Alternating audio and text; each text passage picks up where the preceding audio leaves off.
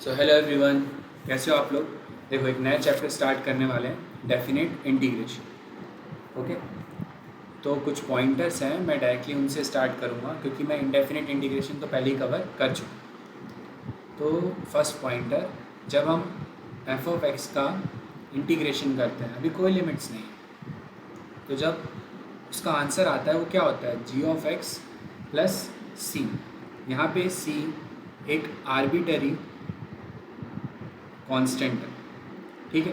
अब हम क्या चाहते हैं, हम इस सी का एलिमिनेट करना चाहते हैं, तो हम क्या करते हैं, हम इंटीग्रेशन करते टाइम लिमिट्स लगा देते हैं। अब उससे होता क्या है, हमने इंटीग्रेशन तो कर दिया, तो उससे हमारा आंसर क्या आया, G of X plus C. But अब लिमिट्स लगी है, तो केयरफुली देखना होता क्या है, it will be G of B plus C minus G of A plus सी।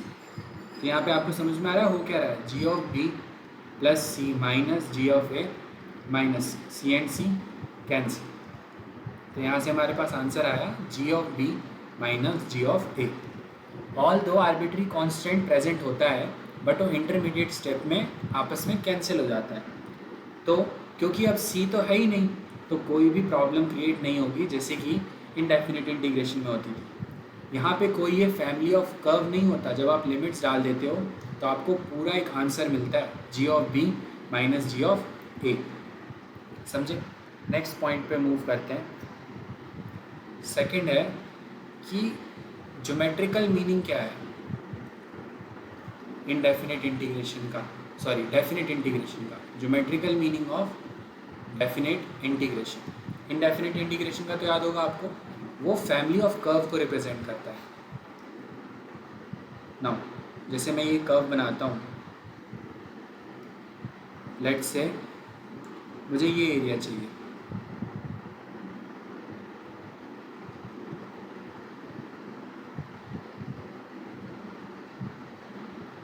ये शेडेड रीजन चाहिए, तो आप कैसे निकालोगे। लेट्स से ये एरिया है 2, ये एरिया है 5, ये एरिया है 3 और ये एरिया है 4।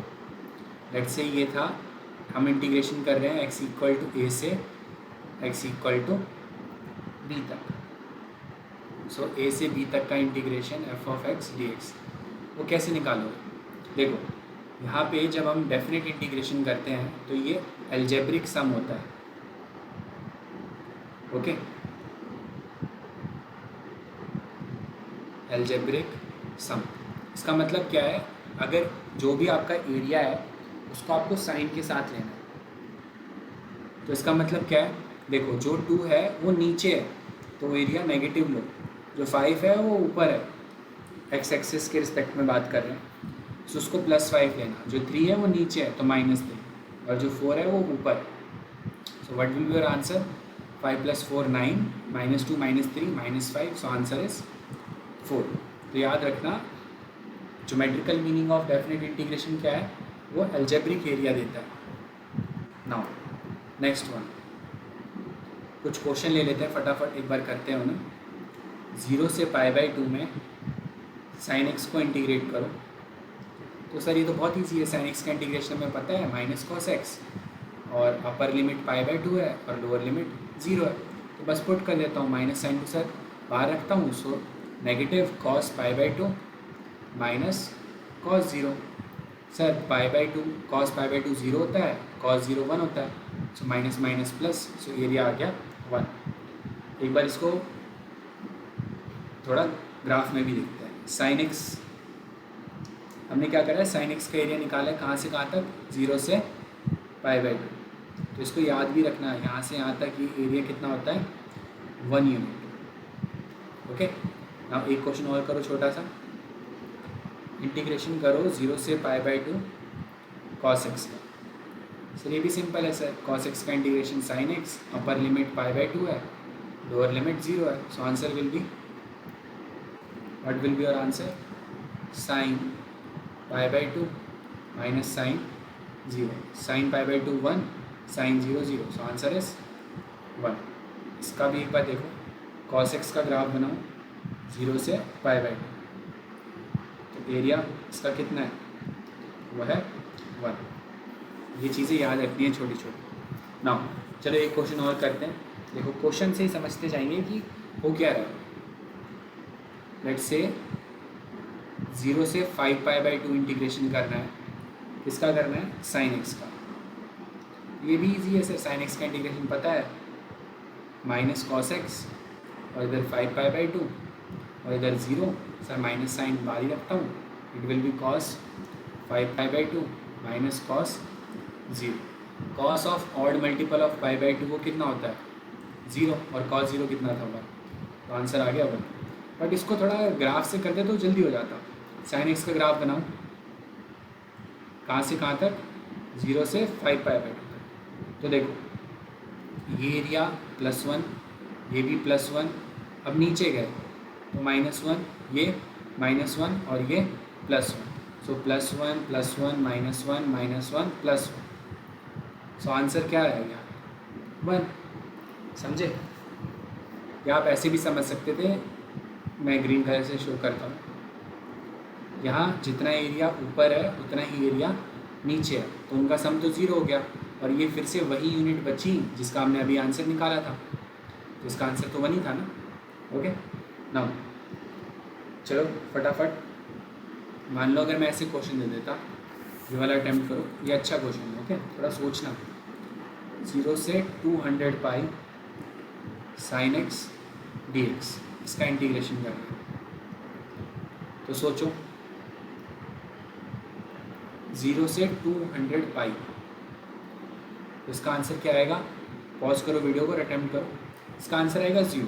देखो कैसे सोचो सर, अगर ग्राफ को देखें तो सर 0 से लेके 2π तक का टोटल एरिया क्या है सर? 0। अगर मैं 0 से 200π जा रहा हूँ, इसका मतलब क्या है? मैं 2π को कितनी बार रिपीट करूँगा? 100 टाइम्स। तो 2π तक का तो एरिया 0 ही है, 0 × 100 भी करूँगा तो 0 ही तो आएगा। इस तरीके से सोचना है, समझे? नाउ एक और क्वेश्चन देखो। Integration of 0 to 5π/2 mod of sine X dx। Now यहाँ मॉड है, सो केयरफुली करना। देखो इसको है ना इंटीग्रेट करने मत लग जाना कि मॉड को ओपन करूँगा, ग्राफ से करो। साइन एक्स का ग्राफ बनो, ये था साइन एक्स का नॉर्मल ग्राफ, बट अभी मॉड लग गया तो जो भी एरिया नीचे है वो ऊपर आ जाएगा। तो देखो इस पूरे यूनिट का कितना एरिया होगा?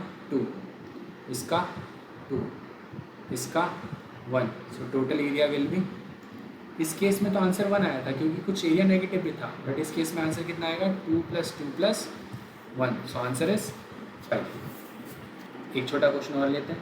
अब बताओ अगर मैं ये करता mod of integration of 0 to 5π/2 sin x dx। मैं इंटीग्रेशन का मॉड ले रहा हूँ, ध्यान रखना, मैं फंक्शन का मॉड नहीं ले रहा। हमने यहाँ लिया है फंक्शन का मॉड, इसमें मैं इंटीग्रेशन का मॉड है। ये इंटीग्रेशन तो अभी हमने सॉल्व करा है पिछले स्लाइड में। क्या था इसका आंसर? 1। एक बार बताओ 1 का मॉड तो 1 ही होता है ना, कि नहीं?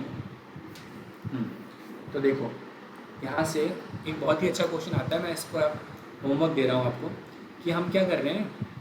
हम साइन एक्स का इंटीग्रेशन कर रहे हैं। तो आप सोच सकते हो कि साइन एक्स का जब भी आप इंटीग्रेशन करोगे तो पॉसिबल आंसर्स क्या क्या मिल सकते हैं। अब 0 से कुछ n π/2 इंटीग्रेशन करो, π/2 के कुछ इंटीग्रल मल्टीपल्स में, तो आंसर क्या क्या हो सकते हैं? देखो अगर 0 से π/2 इंटीग्रेट करेंगे तो सर इस केस में आंसर मिल सकता है हमें 1। अगर सर आप इंटीग्रेट करते 0 से π, तो सर इस केस में आंसर मिलता है 2। सर नेक्स्ट सिचुएशन, सर अगर आप इंटीग्रेट करते मान लो मैं इंटीग्रेट करता यहाँ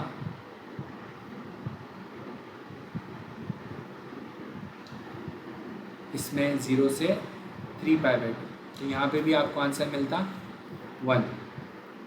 अगर मान लो मैं इंटीग्रेट करता 0 से 2π, तो वहाँ में आंसर क्या मिलेगा? 0। समझ रहे हो? तो इस तरीके के भी क्वेश्चन आ सकते हैं। देखो अगर n1 था, n2 था, n3 था तो आंसर 1, n4 था तो आंसर 0, तो 5 में क्या आएगा आंसर? 1, 6 में क्या आएगा आंसर, सोचो 6 में आंसर आएगा 2। इस तरीके के क्वेश्चंस रहते हैं, तो इस थॉट के साथ आप उन्हें अटेम्प्ट कर सकते हैं। ओके, नाउ एक बहुत ही इंपॉर्टेंट रिजल्ट निकल कर रहता है हमारे सामने, वो क्या है, इम्पॉर्टेंट थिंग, जो इंटीग्रेशन ऑफ हम a to b करते हैं किसी फंक्शन का, वो हमेशा लेसर होता है फंक्शन का इंटीग्रेशन करो और उसका मॉड ले लो, ठीक है। और ये जो मिडल वैल्यू है ये लेसर होती है जब आप फंक्शन का ही मॉड ले लेते हो। क्यों? आपने फंक्शन का ही मॉड ले लिया तो जो भी नेगेटिव एरिया है ऊपर आ गया, तो इस केस में सबसे ज़्यादा बड़ी वैल्यू मिलेगी। ओके, बिगेस्ट आंसर आएगा जब इसमें आपने इंटीग्रेशन करा और उसका मॉड ले लिया। तो अगर मान लो इंटीग्रेशन नेगेटिव आता है तो ये स्टिल पॉजिटिव बन जाएगा। इस तरीके से ये बहुत ही इंपॉर्टेंट रिजल्ट है, याद रखना। सबसे बड़ा आंसर आता है जब हम फंक्शन का मॉड लेते हैं, और सबसे छोटा आंसर होता है जो नॉर्मल इंटीग्रेशन होता है। ओके, और मिडल में आता है जब हम इंटीग्रेट करके फिर उसका मॉड लेते हैं। ओके, नाउ एक बार थर्ड पॉइंटर डिस्कस कर लेते हैं। देखो, हम एक फंक्शन है उसे इंटीग्रेट कर रहे हैं a to b। ओके, जब f of x is defined in x belongs to closed a to b, अभी इंटीग्रेट कर सकते हो। फिर सर इस क्वेश्चन में क्या करेंगे सर, आपने अगर ये क्वेश्चन दे दिया कि मैंने बोला अगर π/4 से 3π/4 में 10x को इंटीग्रेट करो, तो सर क्या ये इंटीग्रेशन मैं सॉल्व नहीं कर सकता? देखो इसमें इशू क्या है, 10x is not defined, okay, when x is equal to π/2। तो कुछ नहीं, ऐसे में आपको लिमिट को ब्रेक करना पड़ता है, π/4 से π/2, देन π/2 से 3π/4, अलग अलग इंटीग्रेशन को ब्रेक करके सॉल्व कर दो बस।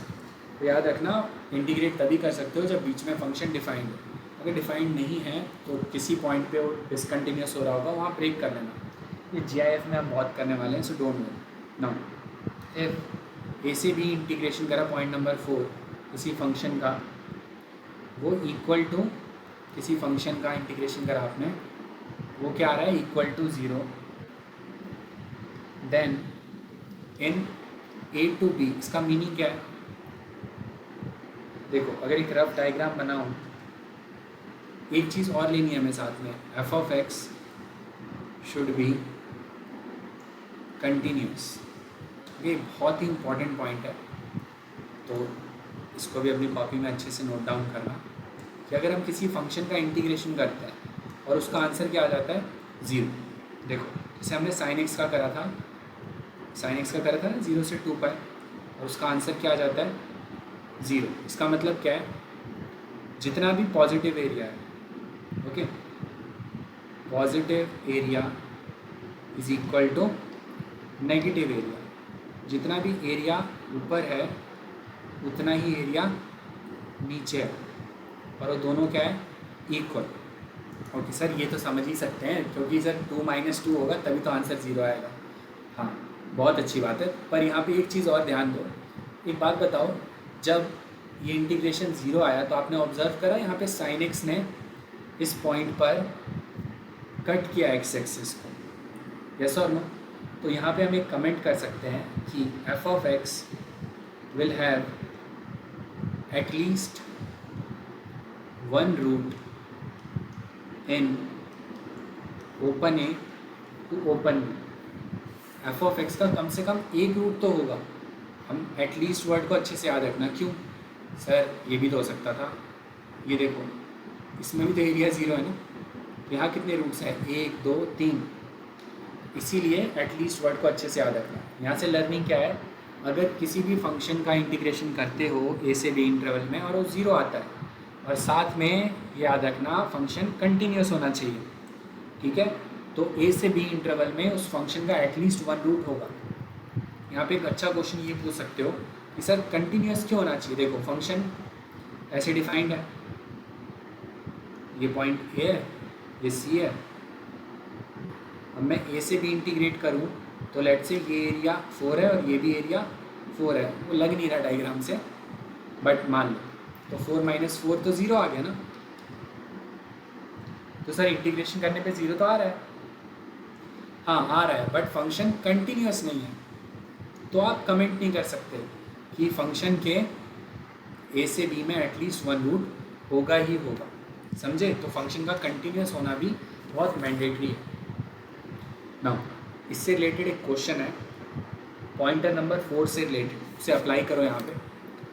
देखो अगर ये 2a plus 3b plus 6c 0 है तो हमें प्रूव करना है कि ये जो क्वाड्रेटिक इक्वेशन है इसका 0 से 1 में एक रूट होगा।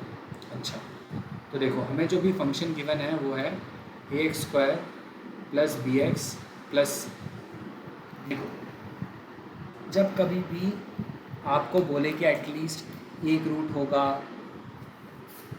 तो इस तरीके की चीज़ें जब कभी भी आपके सामने आती है ना, तो आपको दो चीज़ें के बारे में सोचना होता है। जब हम डिफरेंशियल कैलकुलस पढ़ रहे थे तब रोल्स थ्योरम के बारे में सोचना होता था।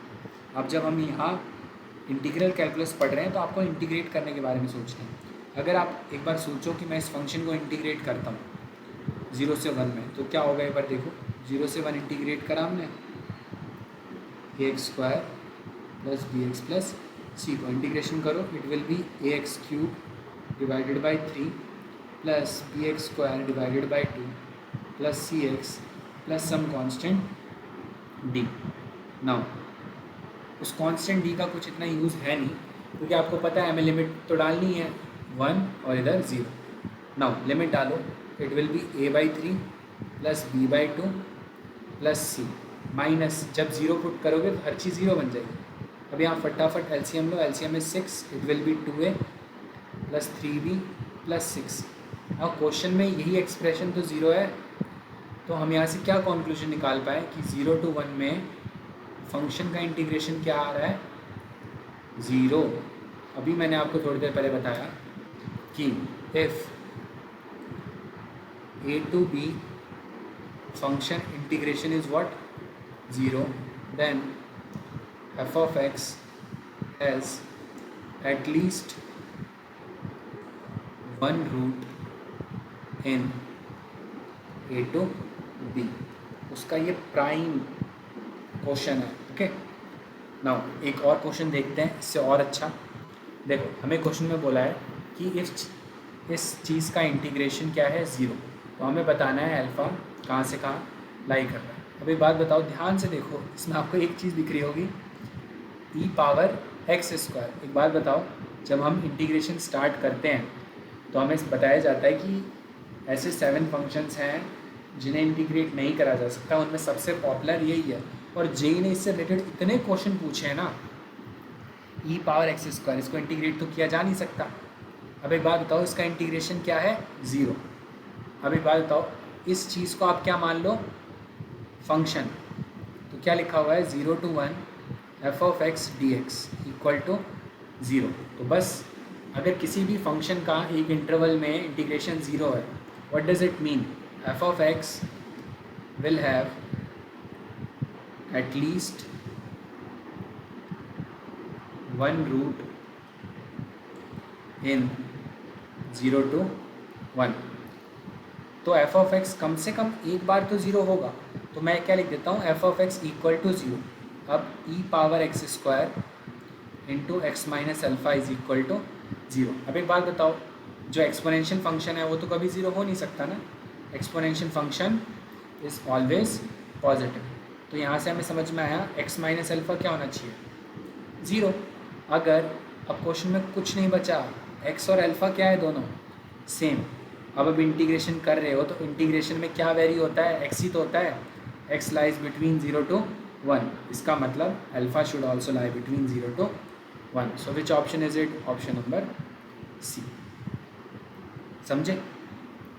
तो पहला लेक्चर यहीं पे एंड करते हैं। That's all for